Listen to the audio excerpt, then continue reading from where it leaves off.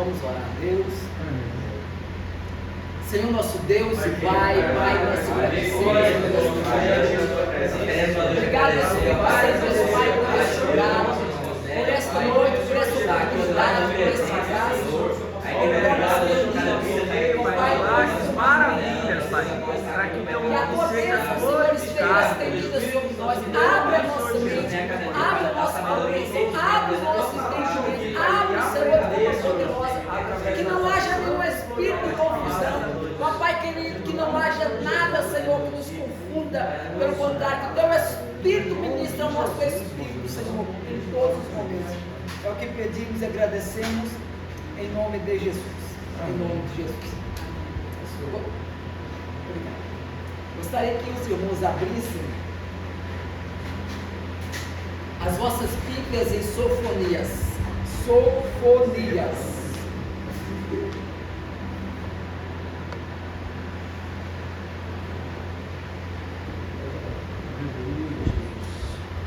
Para a próxima aula eu estou esperando, eu estou querendo deixar para a próxima aula o livro de Miqueias. Ele é tão profundo, mas ele é tão profundo que eu preciso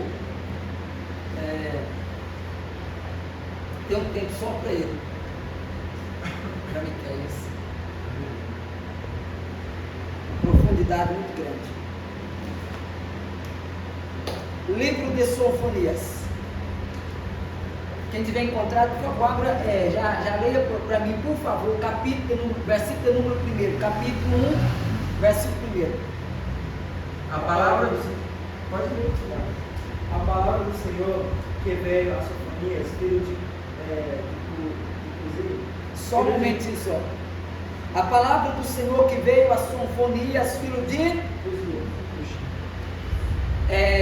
aí o texto continua assim, ó, filho de Gedalias, filho de Amarias, filho de Ezequias. Aliás, é o único profeta que precisou falar da linhagem, puxar 4 linhagens lá em cima para vir descer. É o único dos profetas menores que se atentou a ter que puxar quem é quem para chegar até ele. Por quê? Alguém sabe dizer? Justamente por causa dessa palavrinha, ó, Cuzi. Esse Cuzi, ele é um etíope, é um africano, é um negro. Os maiores teólogos vão dizer que Sofonias era um negro afrodescendente, e é por isso que ele é o único dos profetas que ele tenta provar que, apesar de ter a linhagem afro-africana, também ele tem a linhagem judaica. É por isso que ele puxa lá de cima, olha, a minha família é Gedalias, é Amarias, filho de Ezequias. O que ele está dizendo é que o topo da minha linhagem tem Ezequias. O que eu estou lhe dizendo é, a minha identidade, não me despreze. O que ele está dizendo é para que você não pergunte quem é esse crioulo, quem é esse neguinho, quem é esse pretinho, quem é esse que está vindo aqui para profetizar para nós. Ele está dizendo assim, eu sou irmão de vocês, eu sou um profeta, apesar da cor eu tenho a linhagem de vocês, apesar da cor eu tenho a mesma familiaridade de vocês, fazemos parte da mesma genealogia familiar. Sou descendente de Ezequias. Ezequias, todo mundo sabe que é o pai de Manassés. E aliás, Ezequias teve 2 filhos, teve alguns filhos, e dentre eles, segundo os historiadores, vão dizer que 2 filhos, um deles era Manassés e o outro era justamente esse aqui, ó. Aqui não dá o nome não, mas depois eu encontro lá para vocês. Era justamente um outro filho que dele gerou exatamente esse Sofonias. O que ele está dizendo é que ele embora sendo primo de Manassés, é interessante que Manassés foi o moço que cerrou Isaías ao meio. Ezequias foi o moço, foi o rei que orou na parede.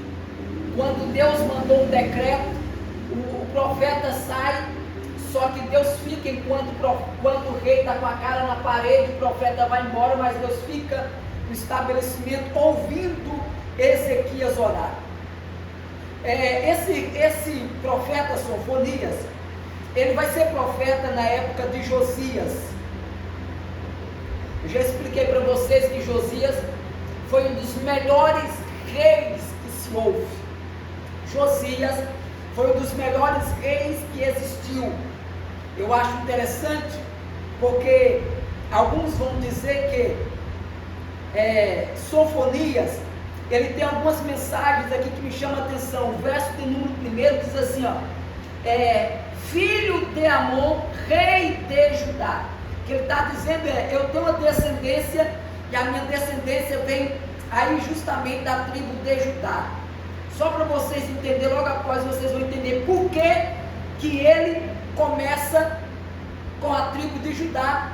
Mas no capítulo de número 2, versículo de número 12, olha só, ameaça contra a Etiópia e a Síria. Ou seja, ele está dizendo o seguinte: a mesma palavra que eu ministro aqui para vocês, tem também para a minha genealogia afro-africana lá fora. Então não é porque eu estou aqui pregando tudo para vocês que eu deixo de ter a mesma mensagem também para o meu povo do outro lado de lá. Versículo número 2: de fato, consumirei todas as coisas sobre a face da terra, diz o Senhor. Consumirei os homens e os animais, consumirei as aves do céu, os peixes do mar, e as ofensas com os perversos, e exterminarei. O que Deus está dizendo aqui olha só que coisa interessante. Deus está dizendo assim: eu sou o exterminador, exterminarei os homens da face da terra, diz o Senhor. Versículo de número 4, isso aqui é profundo. Olha só, Francis Marcos, versículo número 4: estenderei a mão contra quem, pastor? Judá. Contra quem? Judá. Espera aí, o que Deus está falando aqui eu acho interessante, porque o que Deus está dizendo aqui é assim, o meu povo, é dele que vai gerar Cristo, é dele que vai descender os grandes reis, e é dele que vai descender Cristo. O que ele está dizendo é o seguinte: para mim que conheço o futuro, teu futuro, Judá, eu preciso lhe exprimir agora. Então tem hora que Deus está dizendo assim: eu estou tratando com você agora, porque o que vai vir de você é tão grande, que eu preciso tratar contigo agora. Quando Deus está dizendo aqui no versículo 4, estenderei a mão contra Judá, ele está dizendo assim: Judá, vai doer, mas é porque tem algo grande, já de promessa vindo para você, vindo por causa de vocês, vindo de vocês. Então Deus está dizendo, todas as vezes que Ele tem algo para vir através de nós, Ele está dizendo: não pense que eu vou deixar você e você de qualquer maneira. Se precisar apertar, eu aperto.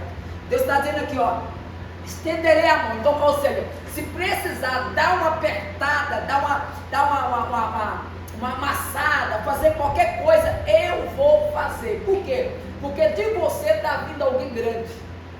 Então de você está vindo o Salvador, de você está vindo alguém. E então não posso permitir que o projeto se estraga só porque você não quer mais tomar uma decisão de ser fiel a mim. Então Deus está dizendo: então eu vou ter que apertar com a minha mão, vou ter que fazer o que eu preciso fazer. Por quê? Versículo 4 ele diz, olha só: exterminarei deste lugar o resto de Baal, o nome dos ministrantes dos ídolos e dos seus sacerdotes, os que sobre o eirado adoram em outras expressões, as estrelas. Então nesse contexto aqui ele está dizendo o seguinte: percebe o quanto foram longe, percebe o quanto se distanciaram, percebe-se o quanto você já não é mais como antes. Até os astros dos céus, vocês já começaram a adorar, e tem mais, vocês adoram o exército do céu, e os que adoram ao Senhor, e juram por Ele, e também por Milcom. Então essa é uma dupla identidade, uma dupla adoração. Ora está adorando a Deus e ora não está adorando nada. Aí Deus pega esse profeta. Malcã. Quem que é Malcã? Oi? Quem que é Malcã? Malcã? É. Ele. Eles se inclinam e juram ao Senhor e juram a Malcã. No meu tá Moloque. Isso. Malcã. Moloque. Não tá Quem Malcã. dera se toda a Bíblia tivesse escrito no Moloque, que é o mesmo Deus. É porque na cultura de um ele é chamado, de um no outro lugar é chamado, de outro no outro é chamado, de outro, e algumas fidelidades de Bíblia mantém Moloque. O que eles faziam, Francis Mar, para Moloque? Você lembra? De quê? Agora você já pegou. De crianças. Seres humanos. Manassés pegou todos os filhos que ele tinha. Manassés pegou todos os filhos que ele tinha e levou para o vale de Rimon e sacrificou Moloque. Todos os filhos que ele tinha. Manassés. Ele tinha muitos? Tinha. Manassés pega os filhos e diz assim: vou colocar todo mundo aqui e vai ser sacrificado a Moloque. Vou matar. No vale de Rimon. Para você entender, para o senhor entender só uma questão, pastor Francis Mar. Quando Deus falou para Jeremias no capítulo 18, desce a casa do oleiro, para chegar na casa do oleiro ele precisava passar pelo vale de Rimon. Enquanto ele está passando pelo vale de Rimon, ele está vendo os altares que os povos de Israel sacrificavam os filhos a Rimon, a Moloque, o vale de Rimon. Aí enquanto Jeremias está passando, aí ele entende a mensagem, por que o vaso precisa quebrar. Por que às vezes Deus diz assim, por isso que eu vou tratar com o vaso. Se está na mão dele, ele poderia ter dito, na minha mão nunca estragaria, mas eu permiti desmanchar. Era Deus dizendo, eu vou permitir desmanchar, mas vai ficar na minha mão, eu vou refazer um vaso novo. Era Deus dizendo assim, Jeremias, não sei se você entendeu lá atrás, porque a mensagem não foi aqui. Porque tem gente que espera chegar no lugar para Deus falar, e às vezes de casa até chegar aqui Deus já está falando. E Deus está falando para Jeremias, Jeremias, tu entendeu o vale de Rimon, tu passou por lá, o povo está sacrificando vidas, seres humanos. Quando tu chega aqui agora tu entende a mensagem, por que é que eu vou precisar tratar com barro? Por que é que eu permito às vezes o barro se desmanchar na minha mão? Por que é que às vezes eu digo que desse mesma matéria eu vou refazer o outro? Porque eu prefiro tratar, trabalhar, cuidar do que ter que jogar fora.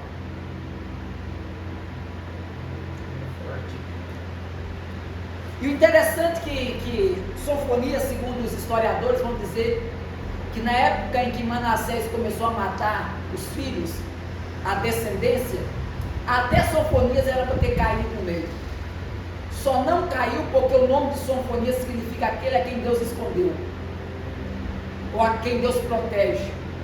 Deus o esconde para um propósito, Deus esconde para um momento, Deus esconde para uma finalidade. E a finalidade que Deus me esconde era justamente para agora. Era Deus dizendo assim, agora eu vou levantar alguém que vai denunciar altares por ele. É por isso que Sofonias, se você olhar, olha só, se você olhar em qualquer outro profeta, ó, Ageu, não tem a descendência, porque Ageu, até o profeta Ageu, as pessoas, os teólogos, irmão Vinícius, ficam se perguntando, cadê a descendência de Ageu, porque fica muito preso, de onde é que ele veio? Onde é que ele saiu? Não tem, ninguém sabe de onde é que Ageu saiu. Diferente de Sofonias, que dá linhagem, de 4 linhagens, para dizer, olha gente, porque vocês me conhecem como filho de Cusi, mas eu não sou, mas além de ser filho de um etíope, de um negro, a minha descendência vem de Ezequias. Então eu não sou alguém desigrejado, alguém sem a pátria, sem algum lugar, chego aqui e simplesmente, sem contexto, sem conhecer vocês, quero ministrar para vocês aqui algo que, não, pelo contrário, eu sou no meio de vocês, faço parte da tribo também de Judá, por parte da mãe dele também, e por várias situações aí, ele vai contando a linhagem lá de cima, só para mostrar para eles que de fato ele fazia parte. Mas a mensagem mais primordial, a mensagem mais mais forte de Sofonias é essa aqui, ó. Olha só, versículo número 7, leia para mim, Vinícius, por gentileza. Versículo 7, capítulo 1. Calem-se diante do soberano, o Senhor, pois o dia do Senhor está próximo. O Senhor preparou um sacrifício, consagrou os seus convidados. Só um momentinho só. Do versículo de número 7 ao versículo de número 18, depois vocês podem olhar, do versículo de número 7 ao 18, Deus está indignado. Qual é a indignação de Deus? A indignação de Deus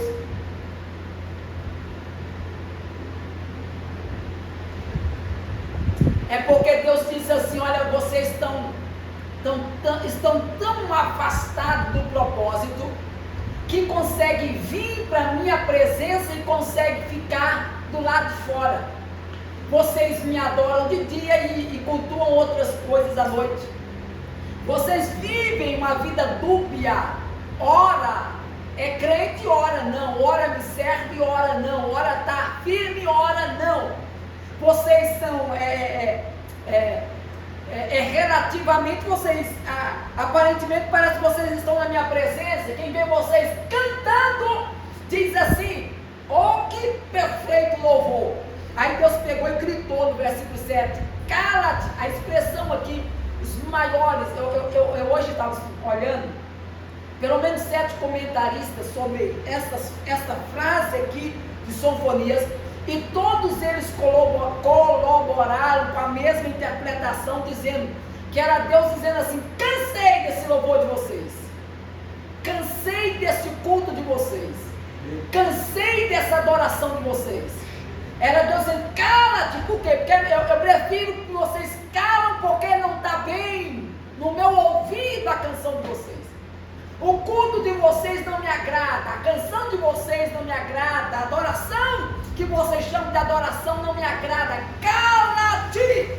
É Deus dizendo no versículo 7, pode calar, cala, para. Era Deus dizendo assim: ó, não quero mais ouvir vocês, a menos que vocês queiram me ouvir. Aí Deus começa, pela vida do profeta, Deus começa a dizer para eles: olha, versículo número 10, ó, naquele dia diz o Senhor, far-se-á ouvir um grito desde a porta do peixe, e um uivo desde a cidade baixa, e grande lamento desde os outeiros. Essa cidade baixa era justamente lugares aonde se fabricava argamassa, naqueles lugares ali, muita argamassa, era um lugar muito baixo, a geografia parecia um caldeirão, de um buraco, então eles desciam e faziam argamassa ali embaixo.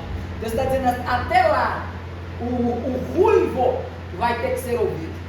Porque era Deus dizendo assim: de vocês eu não quero canção, de vocês agora eu espero o ruivo, grito, assim, é o expressar da alma dizendo assim: Senhor, nos perdoe.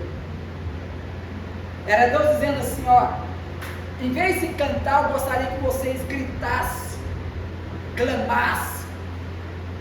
Olha só que coisa interessante. Versículo de número 14, por favor. Pastor Francisco Maria para mim. Do 1, né? 1,14. O grande dia do Senhor está perto. Se apressa muito a voz do dia do Senhor. Amargamente clamará ali o homem poderoso. Aquele dia é um dia de indignação, dia de angústia e dia de ânsia, dia de alvoroço e dia de desolação, dia de trevas e dia de escuridão, dia de nuvens e dia de densas trevas. Verso 16. Só um momentinho só. Vou repetir o capítulo 1, versículo 7 até o 18. É Deus dizendo: vocês estão no altar. Vocês estão no altar, mas não estão na minha presença. Eu não sei se vocês já viram pessoas assim, que estão no altar, mas não estão na presença. Está no altar, mas não estão na presença.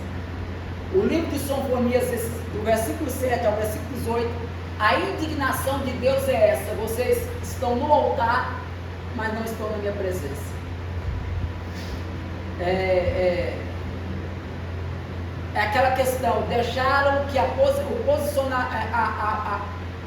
posição geográfica de altar subisse tanto que quando o pecado veio, vocês aprofundou no pecado, preferiram ficar do jeito que estão no altar do que descer e se consertar. Aí então o livro de Sinfonias é um grito de Deus, é Deus gritando, é Deus falando, é Deus dizendo, agora chega, deixa eu falar para vocês, cala-te, deixa eu falar para vocês, eu prefiro, eu quero vocês no altar, mas mais do que querer vocês no altar e vocês na minha presença. Porque a Bíblia diz que Nadab e Abiú disseram que vamos para o altar os dois, vamos para o altar. Interessante que foram tão errados que eles falaram, vou ter que matar. Uzias entrou dentro do templo, foi direitinho para o altar, e o sacerdote dizendo, por favor, Uzias faz isso não, vai para o altar não, vai para o altar não, e Uzias, eu vou balançar esse sensuário, Uzias não está pronto, Uzias não está legal, Uzias, você não é a pessoa, Uzias tu não é o preparado, Uzias tu não é habilitado, Uzias tu não é credenciado para isso, Uzias dizendo, eu vou para o altar. Quando ele chegou na ponta do altar, uma lepra na testa. Então tem muita gente que Deus está dizendo assim, ó, altar não é lugar para quem não decidiu santidade. Eu acho bonito, porque eu acho lindo, porque eu vi um Adonias no capítulo 1 do 1 Reis, versículo lá para os 50, segurando na ponta do altar. Eu vi um Joabe todo falho, segurando na ponta do altar. Deus não matou nenhum deles. Alguém sabe por quê? Da santidade. O interessante é que todos os dois entrou dizendo assim, eu errei. Um errou com Salomão, todos os dois erraram com Salomão. Só que todos os dois, quando errou, entrou dentro do templo e disse, Senhor, eu errei. Tá, segurou na ponta do altar. Eu errei. Diferente de grande parte que sobe no altar sabendo que errou, mas que ao omitir o seu erro e dizer assim, eu vou passar por eles, que eu estou muito bem, eu estou santo e tá aquela coisa toda, Deus está dizendo assim, ó, eu sei quem é você. Adonias e Joabe segurou na ponta do altar, mas segurou gritando, Senhor, eu errei, não deixa eu morrer não. Diferente da maioria, né, que sobe no altar e aplica uma justiça, uma doutrina, aquela coisa ele é toda em cima do povo, quando ele se não está vivendo o que está pregando.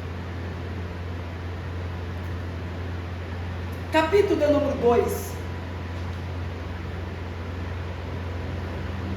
diz assim, ameaças contra os filisteus. No capítulo 2 ele vai trazer uma mensagem de ameaça contra os filisteus. No verso de número 8, contra Moabe e contra Amon, que é os mesmos irmãos, os mesmos filhos lá de Ló, né, as meninas, tanto Moabe como Amon, os amonitas e os moabitas, da descendência da mais nova, da mais velha e da mais nova. Aí no versículo 12, contra Etiópia e Assíria, ele está trazendo essas mensagens. Deus está dizendo assim, a palavra é tanto para quem está aqui como para quem está lá fora. O meu juízo é para tanto quem está aqui como para quem está lá fora. A mensagem serve para quem vem para o meu altar até aquele que não vem, porque a mensagem dele é única e não tem variação de curva. Agora no capítulo 3 ele diz assim, agora eu vou, ai da cidade opressora, da rebelde e manchada, não atende a ninguém, não aceita disciplina. Oh Jesus, que cidade é essa aqui? Não pode ser não. Não aceita disciplina. A cidade de Sião, a cidade que o nome de Deus estabelece, a cidade que Deus falou assim, essa daqui vai levar o meu nome, todo mundo que olhar para essa cidade vai me glorificar. De repente Deus fala assim, ó, essa cidade aqui o povo não aceita mais disciplina. Eu acho que uma das piores infelicidades de quem Deus um dia colocou o nome dele nessa pessoa, e as pessoas olhavam e glorificavam a Deus quando viam testemunho, via Deus naquele lugar. Agora é olhar para aquele lugar e dizer assim: eles não aceitam ser disciplinados, não aceitam ser disciplinados. Eu acho que uma das maiores duras realidades da nossa época são muita gente indisciplinados, porque rejeitaram ser disciplinados. Disseram assim: ninguém me disciplina porque eu sou, ninguém vai me disciplinar por causa de quem eu sou, ou o cargo que eu exerço, a função que eu exerço. Não tem. Eu conheço muitos pastores Francisco. Oi? Porque sentar para ser reformulado, restaurado como vaso, é para pouco. É para poucos. E é por isso que o livro de Ageu, eu acho lindo, o livro de Ageu Francisco. Porque no capítulo de número 2, o verso de número 1 ao verso de número 9, o capítulo de número 1, em especial, ele traz uma exortação para o povo se arrepender. Ageu traz uma mensagem de arrependimento no capítulo 1. Gente, você tem que se arrepender. Por quê? Porque já que Jerusalém não aceita disciplina, aí a Bíblia diz, olha só, deixa eu voltar atrás. Olha só, Jerusalém tem dificuldade de aceitar ser disciplinado. Jerusalém tem dificuldade de ser disciplinado. Aí o que vai acontecer para quem não é disciplinado e tem rejeição com a disciplina? Lê para mim, pastor Francisco, o versículo 11. Lê para mim, capítulo 3, versículo 11. Naquele dia não te envergonharás de nenhuma das tuas obras, com que te rebelaste contra mim, porque então tirarei do meio de ti os que exaltam a sua soberba, e tu nunca mais te ensoberbecerás no meu monte santo. Mas, continua. Mas deixarei no meio de ti um povo humilde e pobre, e eles confiarão no nome do Senhor. O remanescente de Israel não cometerá iniquidade, nem proferirá mentira na sua boca, não se achará língua enganosa, porque serão apacentados. Deitarei em Sião, e não haverá quem o espante. Versículo 14. Isso. Canta alegremente a filha de Sião, rejubila, ó Israel, regozija-te e exalta de todo o coração, ó filha de Jerusalém. Versículo 16. Naquele dia se dirá a Jerusalém: não temas, ó Sião, não se enfraqueçam as tuas mãos. O Senhor teu Deus está no meio de ti, poderoso para te salvar.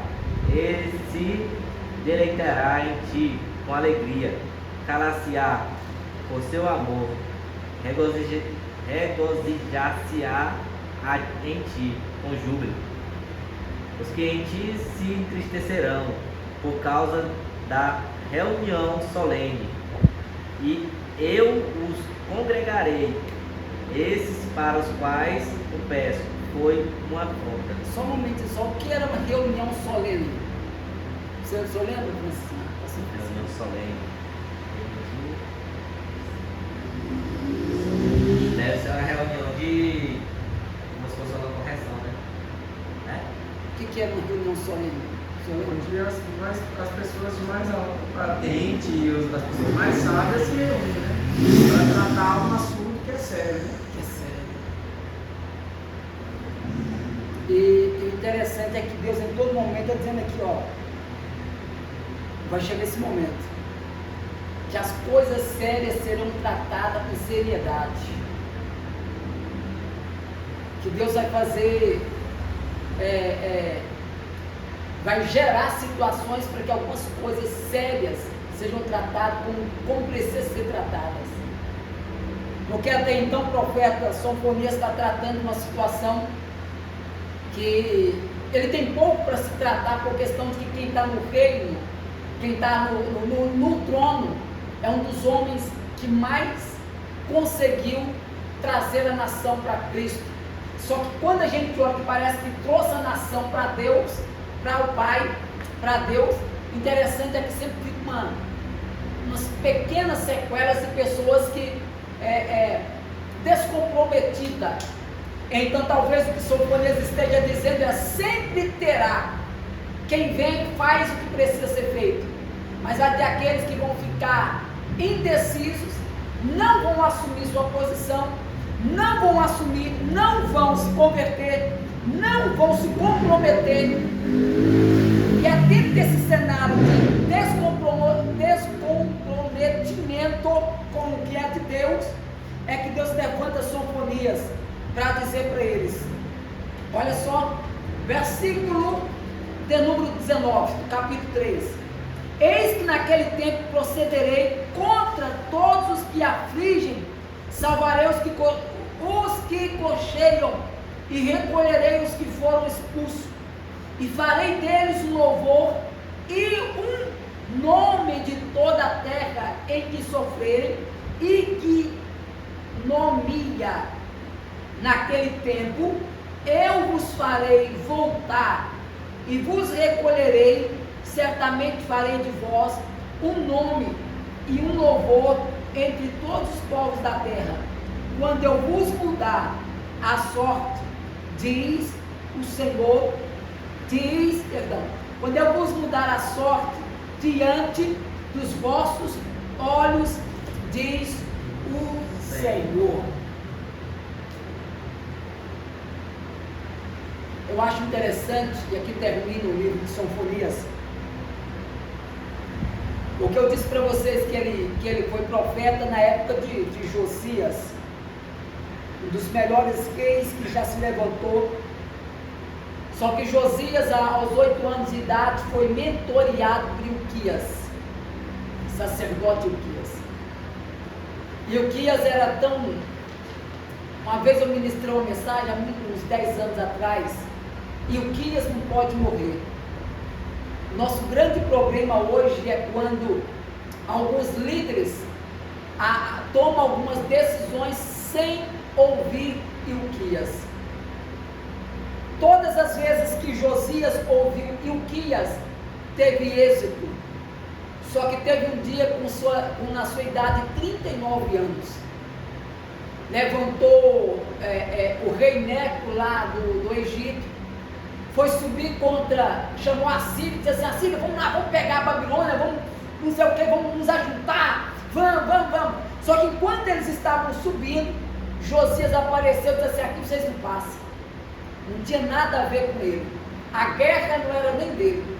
Só que Josias foi tomar uma luta que não era dele, um momento que não era dele, não tomou uma orientação por Ilquias. O único dia que ele não ouviu Ilquias, ele morreu. E aqui nós finalizamos o livro de Sofonias, ele dizendo: todo mundo precisa de um Ilquias, de alguém que dá mentoria, de alguém que nos ensina, de alguém que nos fale, de alguém que Deus nos coloca do nosso lado para dizer: não vá, não faça, não é assim, é desse jeito. Porque todas as vezes que nós agimos por conta própria, pelo que eu acho que é, a gente se arrebenta, a gente se quebra e a gente se machuca. Josias morreu nesta batalha. E espiritualmente, se a gente fosse nos olhar, não estou aqui ministrando, mas se a gente fosse nos olhar e fazer uma aplicação, quantos homens que morreram por não ter ouvido Ilquias?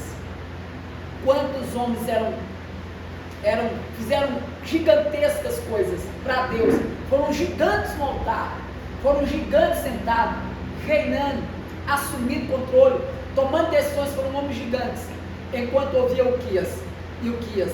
Mas a partir do momento que deixou de ouvir Ilquias para tomar a sua própria decisão, caíram e estão por aí mortos em seus delitos e em seus pecados. Que Deus nos guarde o nosso coração Deus nos guarde a nossa vida. Que sejamos como Sofonias, alguém que entenda a necessidade da obra e alguém que compreenda que é necessário voltarmos para Deus com profunda santidade. Deus abençoe a vida de vocês.